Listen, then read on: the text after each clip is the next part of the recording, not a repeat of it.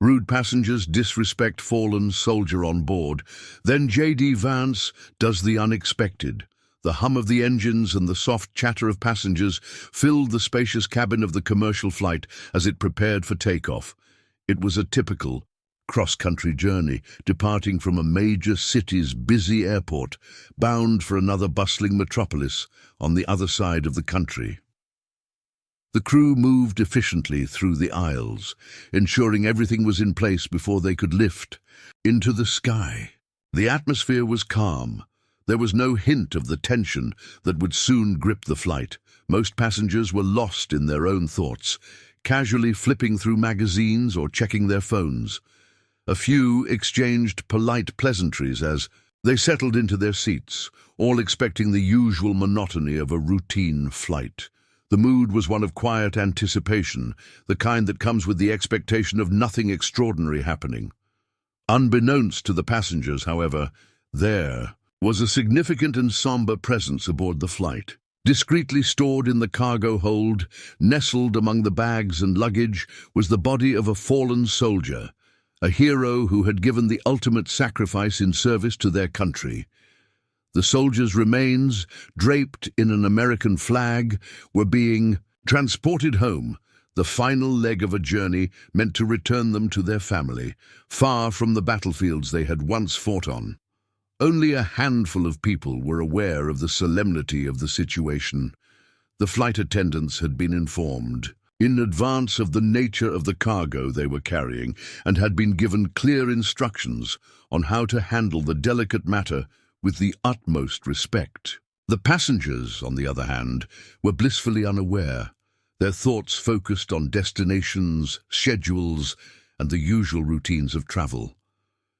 Among the passengers was a man who appeared to be just another anonymous traveler, blending in with the crowd. J.D. Vance, the Vice President of the United States, was sitting quietly near the rear of the plane, his identity hidden under the guise of a civilian. He was on a private mission far from the public eye and had chosen to travel incognito to avoid the usual media attention and security detail that accompanied his role. Only the flight crew knew who he truly was, and they offered him the respect and discretion afforded to a man of his position, though they refrained from drawing attention to his presence. Vance, for his part, was content to remain a silent observer, ready to carry out his personal mission without fanfare. In the midst of this, a small group of disrespectful passengers began to show their true colors. A mix of ages and backgrounds, they seemed intent on disrupting the calm atmosphere. Their loud, boisterous conversations cut through the otherwise peaceful cabin. One made crude jokes about the soldier, while another loudly criticized the need for military honors. As the flight attendants tried to manage the situation, their nervousness was palpable. They could see the tension rising, and though they had been trained for emergencies, they had never faced anything quite like this.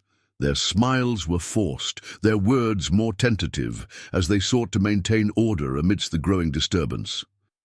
As the plane gained altitude, the quiet hum of the engines and the soft vibrations of takeoff settled into a steady rhythm. The flight attendants had made their rounds, securing the cabin, and most passengers had slipped into the comfort of their own worlds, some lost in a book, others watching the in-flight entertainment. The peaceful routine of air travel continued, though beneath the surface, a tension was quietly simmering. It began subtly, a loud laugh, a high-pitched voice breaking through the calm. The group of disruptive passengers, 3 men and 1 woman, started to draw attention as their conversation grew more animated. At first it was small talk, loud enough to disturb the usual quiet of the cabin, but still within the bounds of tolerable behavior. However, as the minutes passed, their volume increased and their words grew more inappropriate. The first sign of trouble came when one of the men, a middle-aged individual with a brash demeanor, leaned over the back of his seat, scanning the overhead compartments. His gaze caught sight of the flag-draped casket nestled securely in the cargo hold, and without hesitation he turned to his companions and remarked loudly, "Guess that's what's really important, huh? Some guy who died in a war. I bet they're making a big deal of this just because it's military stuff." The woman sitting across from him snorted, rolling her eyes. "Oh, great. Now we have to listen to everyone pretend they care about soldiers. Can't they just keep that crap quiet? People die every day." A chuckle followed, and the conversation shifted, growing more callous. The trio began to joke about the soldiers' remains, making exaggerated comments about how serious the situation was, and poking fun at the idea of honoring someone who had fought in a war.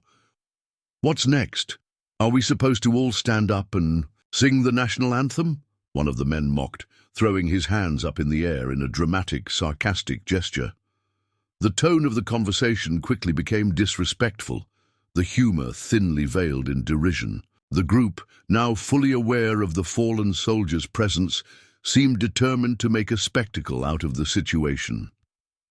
Every comment they made cut deeper, jarring against the quiet reverence that most passengers tried to maintain in the face of the solemn occasion. Flight attendants, already accustomed to the occasional disruption, approached the group, their faces polite but strained. They smiled awkwardly as they asked the passengers to lower their voices and be mindful of others on board. "Ladies and gentlemen, we ask that you please keep the noise to a minimum for the comfort of your fellow passengers," one attendant said, her voice warm but firm. But the group ignored her request. Instead of quieting down, the man who had made the first joke about the soldier leaned back in his seat and loudly added, "Oh, right. Like we're supposed to suddenly care because there's some soldier's body up there?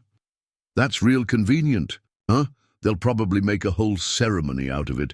So serious." The attendant's smile faltered, but she remained composed. "Sir, please, this is a time of respect. I must ask you to stop making such remarks." The man waved her off. Dismissively, "Oh, relax, lady. It's just a joke." His words were flippant, as if brushing off the seriousness of the situation altogether. At this point, a few other passengers began to shift uncomfortably in their seats. The tension in the cabin was rising, but it was still subtle, like the quiet before a storm. Some passengers exchanged nervous glances, unsure how to respond. Most tried to ignore the group, hoping the situation would resolve itself. Others looked around for some kind of intervention, but no one spoke up. The rude passengers, emboldened by the lack of immediate confrontation, continued their tirade. "We're all supposed to just pretend like we care, huh? I mean, really," the woman added, her voice dripping with sarcasm. "This country loves a good drama, doesn't it? First responders, soldiers, everything's a big show. I bet half the people on this plane don't even know what that guy did for a living," the group continued, blissfully ignorant of the growing discontent around them. They spoke louder now, feeding off one another's energy, mocking the idea of honoring a fallen soldier. They even began to point out the absurdity of military traditions, making crude remarks about flag ceremonies and how old-fashioned the idea of honoring someone who fought for their country seemed. Around them, passengers became increasingly uneasy. Some turned away, their eyes glazed over with discomfort as they tried to distract themselves with the in-flight entertainment or books. But the group's voices carried. The more the disruptive passengers spoke, the more the solemn atmosphere of the plane seemed to crack. No one wanted to speak up, everyone feared confrontation. After all, the group was loud and clearly unbothered by the glances they were receiving. A middle-aged man in a suit, sitting a few rows ahead of the group, leaned over to one of his companions and whispered, "This is disgusting. Why do people think they can just say anything?" His companion, a woman who had been quiet until now, looked over at the disruptive group and nodded, her face tight with frustration. Someone should say something. But who? They'll just make it worse. They both sighed, exchanging helpless looks. They weren't the only ones. A veteran, sitting near the middle of the plane, clenched his fists in his lap, his face reddening with anger. He could hear every word, every mocking laugh. His eyes flicked toward the flight attendants, waiting for them to step in. But when they did not, his hands shook. "I can't believe this," he muttered under his breath, but he remained seated. As much as he wanted to confront the group, he hesitated. The last thing he wanted was to escalate the situation further. Through all of this, J.D. Vance, seated a few rows behind the disruptive group, watched the scene unfold. He remained calm, his expression unreadable. As the Vice President of the United States, he had faced countless high-pressure situations, but this felt different. Here, in the quiet chaos of a commercial flight, there was no manual for handling the tension that was building around the mocking of a fallen hero. Vance understood that some situations could be diffused with the right words. He had been trained to read people, to understand when it was best to remain silent and when it was time to step forward. But as he observed the scene, a conflict raged within him. Should he step in as a public figure, wielding the weight of his office to silence the disrespect? Or should he act as just another passenger, quietly intervening and allowing others to take the lead? He could feel the eyes of the other passengers on him, and while they seemed to expect something, he wasn't sure how to approach this. A loud public confrontation could escalate the tension. On the other hand, if he said nothing, the group would feel emboldened to continue. The path was unclear, and as he deliberated, the laughter and insults continued to spiral. Vance gritted his teeth. Something had to be done. But as the plane flew higher, the stakes only seemed to grow. The disruption had escalated steadily, each offensive comment adding fuel to the fire. The group of rude passengers, now fully engaged in their mocking, paid little attention to the shifting atmosphere around them. It was as if the respect due to the fallen soldier, the reason for the flag-draped casket being on board, was nothing more than a joke, a punchline in a cruel game. The cabin's mood had shifted from uncomfortable to tense, and yet the group continued their laughter, oblivious to the simmering anger just beneath the surface. Then, one of the passengers, the woman who had been making crude remarks from the start, crossed a line. "Honestly, why should anyone care about this soldier?" she sneered, leaning back in her seat with a mocking grin. "What, because they fought in a war? Big deal. Maybe they should have stayed out of it. And who knows, maybe they deserve to die. Doesn't seem like such a big loss. Not like I'm going to miss them." The words hung in the air as though time itself had stopped.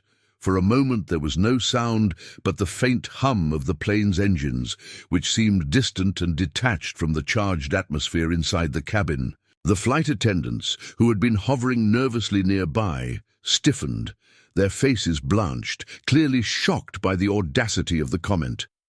The woman's voice echoed, louder than it had any right to be, and a few of the surrounding passengers recoiled in disbelief. One of the attendants, a young woman in her 20s, visibly shaken, walked over to the group with careful steps. Her hands trembled slightly as she approached them, her training kicking in despite the rawness of the situation. "Excuse me, ma'am.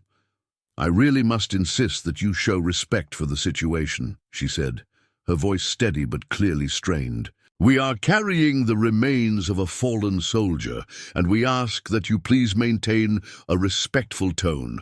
The woman snorted, rolling her eyes. "Respect?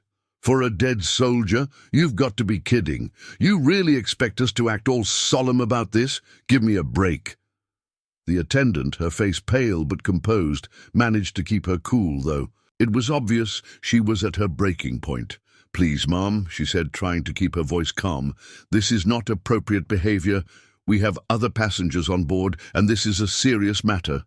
But the situation had already spun out of control. The rude passengers, emboldened by the lack of serious consequences, snickered at the attendant's words, exchanging smirks and shaking their heads. Sure, whatever," The man who had started the whole conversation said dismissively. "We're just supposed to shut up, right? Because of some soldier? What if we don't want to?" The confrontation was escalating. Another passenger, a man in his 50s with graying hair, had reached his limit. He stood up, his face flushed with anger, and turned toward the disruptive group. His voice, firm and trembling with indignation, cut through the cabin. "You have no right to disrespect the sacrifice that person made," he spat. "Do you even have any idea what that soldier went through? What their family is going through right now? You don't get to make a mockery of that." The rude passengers, now fully aware that they had attracted attention, began to shout back. The woman sneered at the man's words. "Oh, look, the patriotic hero speaks up," she mocked. "Do you think that's going to make us respect you? Please, everyone's got their little cause, don't they?" The situation was spiraling. The shouting intensified as more passengers became involved. Some tried to calm things down, but others, angered by the escalating disrespect, were becoming vocal too. The flight attendants, caught in the middle, looked to one another for guidance. One of them, a more senior attendant, signaled for the others to step back, trying to take control of the situation herself. But it was clear that things were out of hand. The plane, in its confined space, had become a pressure cooker ready to explode. In the midst of the shouting, J.D. Vance, seated quietly a few rows behind, stood up. His action was subtle at first. The moment he moved, heads turned. The flight attendants paused, a mixture of hope and apprehension in their eyes. Passengers, sensing something important was about to happen, fell into a tense silence. The figures of the disruptive group were illuminated by the low light of the cabin, their brashness still echoing in the air. But now all attention shifted to Vance. His calm, composed presence commanded the space around him. Dressed in an unassuming jacket and slacks, his identity was still a mystery to most on board. But there was something about the way he carried himself that immediately caught the eye. His stature was deliberate, his movements measured. He walked towards the group, his steps steady, yet the tension in the cabin thickened with each stride. The murmurs began as people whispered, unsure of who he was, but all sensing that something significant was about to unfold. As Vance approached the group, the chatter in the cabin ceased completely. The rude passengers, still oblivious to his identity, looked up, their expressions a mix of defiance and curiosity. He stopped just a few feet away from the group, his presence now commanding the attention of everyone in the cabin. The atmosphere seemed to crackle with anticipation as Vance, his face calm and serious, took a breath before speaking. "Enough," he said, his voice cutting through the lingering noise. His words were not shouted, but they carried the weight of authority, and no one could ignore them. The silence that followed was thick, as if everyone was holding their breath. "I am the Vice President of the United States," Vance continued, his tone unyielding yet controlled. "And I will not stand by while you show this level of disrespect to a fallen hero. This soldier gave their life for this country. They did not ask for your mockery. They fought for the very freedoms you now take for granted." There was a moment of stunned silence, broken only by the low hum of the plane's engines. The passengers looked from one another to Vance, realizing who he was. The disruption had grown so heated that no one had recognized him earlier. Now, however, his identity settled over the cabin like a heavy cloak, and the temperature of the confrontation shifted. The rude group, now aware that they were not dealing with an ordinary passenger, squirmed in their seats. But their defiance remained. "Yeah? And what are you going to do about it?" The man who had been the loudest snapped back, his voice filled with mockery. "You're gonna lecture us about patriotism? What? You think that's going to change anything?" Vance stood his ground, his eyes locked with the man's, unwavering. "What I think doesn't matter," he said, his voice still calm but laden with authority. "What matters is the sacrifice of that soldier, and the respect that every single person on this flight owes them. Whether you choose to understand it or not, you will show respect. The group hesitated for a moment, their mocking expressions faltering. Vance's words, though firm and unyielding, were not delivered with anger. They were powerful because of their sincerity. The passengers around him, watching the scene unfold, felt the weight of his conviction. For a brief moment, the disruptive group seemed ready to respond with more insults, but as they saw the calm determination in Vance's eyes, something shifted. Their posture changed. The sneers began to fade. They had no answer to the quiet power of his words, and just like that, the room fell silent. The atmosphere in the cabin changed, the tension dissipating as the group absorbed the gravity of what had just happened. Vance's intervention, with its calm authority and unwavering respect for the fallen soldier, had shifted the tone entirely. The cabin remained eerily quiet after Vance's powerful words. The disruptive group, now thoroughly subdued, sat motionless, each of them processing the reality of what had just transpired. For the first time since the flight began, the noise, the mockery, the laughter, all of it ceased. Instead, an uncomfortable but meaningful silence filled the air, the weight of the moment hanging over the cabin like a thick fog. Vance didn't push further. He didn't shout. He didn't demand anything more. He simply allowed the stillness to settle, giving the disruptive passengers and those around them the space to reflect. His eyes, firm but not harsh, swept over the group one last time, making it clear that his presence was not an act of intimidation, but one of purpose. After a few seconds, he took a step back, turning away from them and leaving the responsibility to the passengers themselves. The only sound in the cabin was the hum of the plane's engines, now muted compared to the tension that had filled the space moments before. The rudeness that had permeated the atmosphere began to crumble. The passengers, who had been silent witnesses to the confrontation, now shifted uncomfortably in their seats, glancing at one another. A few of them, those who had remained on the sidelines, began to look directly at the disruptive group with a mixture of pity and disappointment. Some of them seemed to be mentally revisiting the earlier moments, the mockery of the fallen soldier, the disregard for the solemnity of the situation. One by one, the expressions around the cabin shifted, as if a collective understanding was slowly dawning on the group.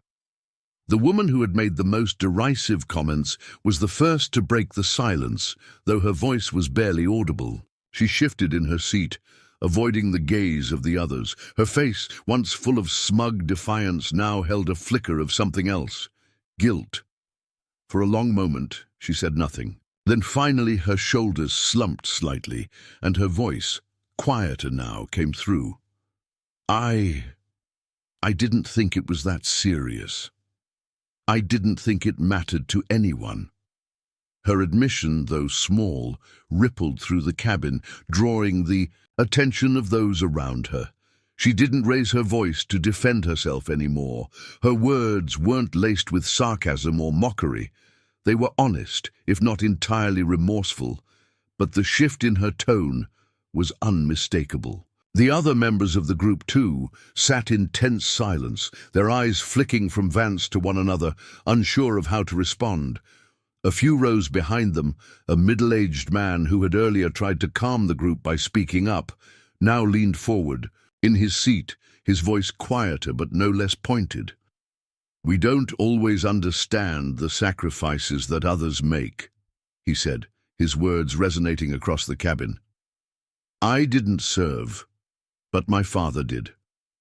And even if I didn't know this soldier personally, the least I can do is show respect for what they gave up." His words were simple, but the sincerity behind them was clear. As he spoke, several other passengers, those who had remained quiet, began to chime in. The woman who had been seated near the front of the plane, the one who had earlier exchanged a frustrated look with the veteran, spoke up, her voice calm and steady. "I'm a daughter of a Vietnam vet," she said. "I don't have to agree with every war, but I understand the sacrifice, and I agree We should respect that, especially here, where we're all in this together. The transformation in the cabin was gradual but undeniable. The atmosphere had shifted from tension and anger to reflection and humility. As the minutes passed, the tone of the conversation softened. Even the rowdy group who had begun the scene now seemed to realize the gravity of what had been said and done. They were no longer speaking in mocking tones. The conversation had moved from ridicule to something more subdued, almost apologetic. I'm sorry. The man who had initially mocked the soldier muttered, his voice barely above a whisper. He looked directly at the flight attendant who had tried to intervene earlier, his eyes now heavy with guilt. I didn't mean to upset anyone. I was just messing around. The apology was sincere, though it was clear that the reality of the situation had only just hit him. The woman beside him, who had been just as dismissive moments ago, nodded in agreement. We didn't realize how much it mattered. I'm sorry, she said softly, the defiance in her voice gone. To the family, to all of you. Their apologies were a far cry from the mocking laughter that had once filled the air. It wasn't the kind of apology that demanded forgiveness, nor did it come with an expectation of immediate redemption. It was simply an acknowledgement of the mistake, and that was enough.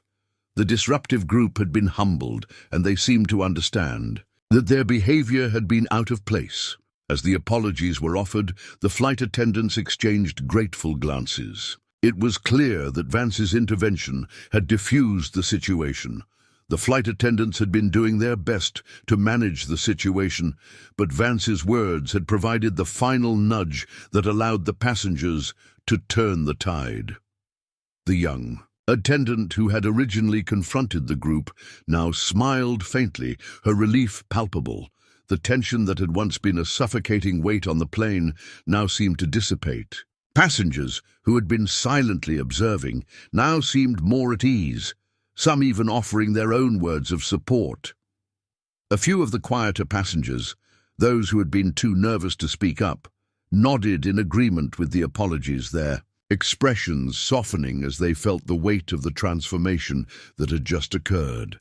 Vance, standing at the back of the cabin now, gave one final glance over the room. He had done his part, and now the passengers were left to carry the responsibility of continuing the respect that had been re-established.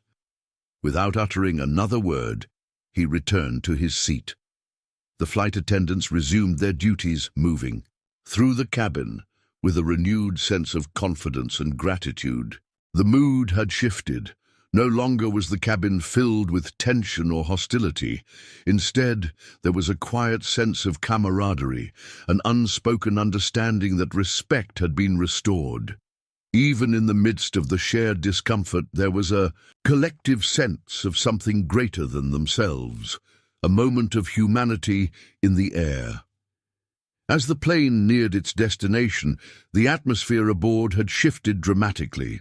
The disruptive passengers, once mocking the situation, were now subdued, and a sense of unity permeated the cabin. Passengers began sharing personal stories of military service and sacrifice, reflecting on the gravity of the fallen soldiers' presence. Some quietly stood to give respectful salutes to the casket as the plane descended, offering a final tribute.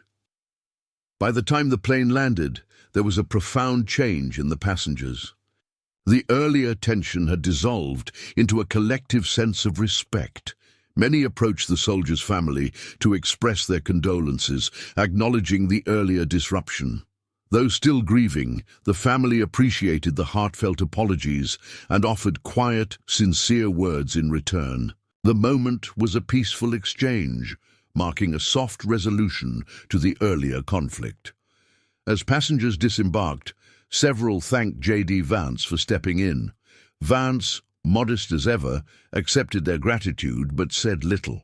His intervention had been about restoring dignity, and seeing the respect return to the cabin was enough.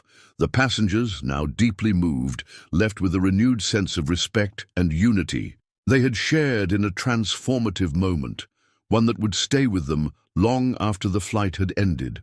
The story of the flight quickly spread, with passengers and crew recounting how J.D. Vance's calm intervention had diffused the situation and brought the cabin together. Media outlets praised his leadership, focusing on the power of one individual's actions to turn a tense situation into one of respect and understanding. Vance, however, remained humble, never seeking attention for his role. The disruptive passengers faced private reflection. Many reached out to military organizations to learn more about the sacrifices of service members, acknowledging their earlier behavior and seeking to make amends. Their apology to the soldiers' family was part of a larger effort to show respect. The soldiers' family, though still grieving, found comfort in the respect shown on the flight. It didn't replace their loss, but it brought them some solace, knowing their loved one's sacrifice had been honored. The story underscored a powerful message. Leadership, even in small moments, can change hearts and minds. The incident reminded everyone of the importance of showing respect, particularly for those who serve. The passengers left the flight with a renewed sense of gratitude and understanding, carrying those lessons forward in their lives. The plane may have landed, but the impact of that moment would last far beyond the flight.